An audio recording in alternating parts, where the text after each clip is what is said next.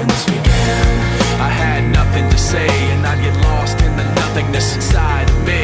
I was confused, and I let it all out to find that I'm not the only person with these things in mind. inside of